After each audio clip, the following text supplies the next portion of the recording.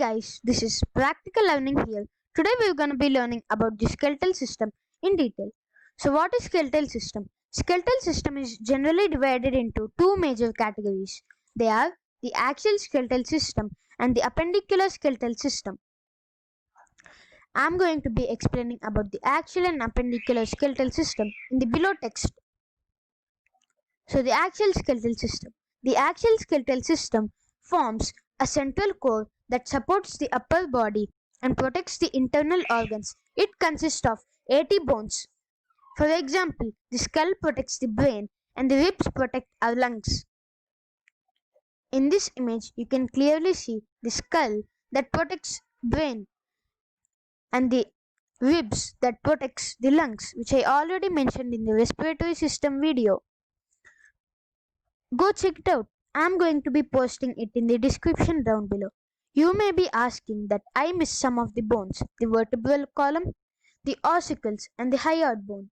I'm going to be explaining about it in the next part of the version, the skeletal system part 2. As I'll mention in the appendicular skeletal system also. The appendicular skeletal system. It includes the arm, leg bones that help us in movement and bony girdles that connect them to the axial skeletal system. It consists of 126 bones. In this image, you can clearly see the arm bones and the leg bones. These help in movement. Not only these, but other bones. I am going to be explaining the part 2 version about these. And now I am going to be explaining about the three types of bones. The three types of bones are the immovable bones, slightly movable bones, and the movable bones. So, what are the movable bones? These bones cannot move at all. The best example for immovable bones is skull. The skull can't move as it needs to protect the brain from any damage. As I earlier mentioned, in the axial skeletal system, the skull can't move as it needs to protect the brain from any damage. Yeah, it's absolutely correct. The skull can't move as it needs to protect the brain from any damage. That's why it is classified as immovable bones. The slightly movable bones. These bones can move slightly. The example for slightly movable bones is backbone.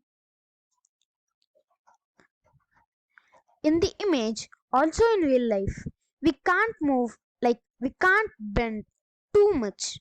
This is because the backbone can't bend too much. So it's classified in slightly movable bones.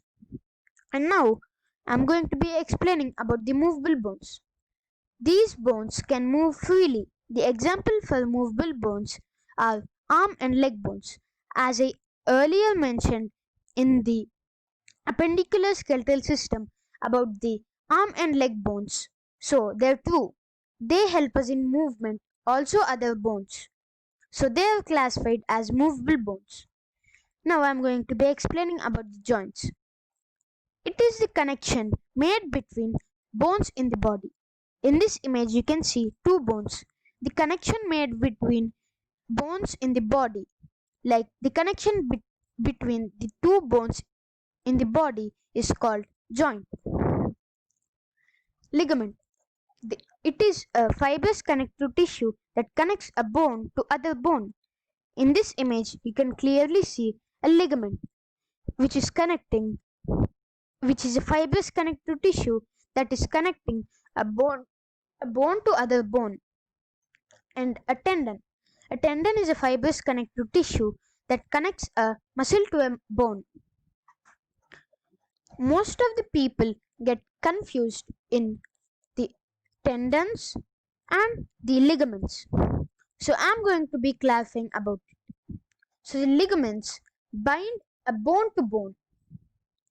In this image you can see.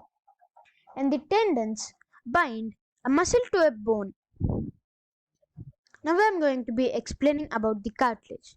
The cartilage is a resilient and smooth elastic tissue, a rubber-like padding that covers and protects the ends of long bones at the joints and nerves.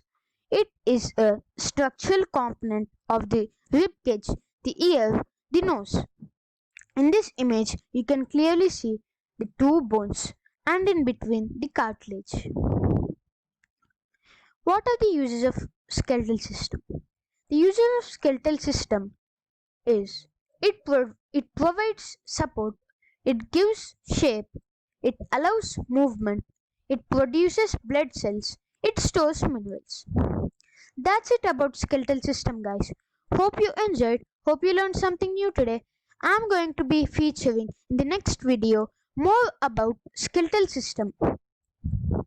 Thank you, hope you enjoyed, hope you learned something new, dear. Please consider subscribing and liking our videos and turn on all post notifications so that you receive notifications from us when we post a video. Thanks.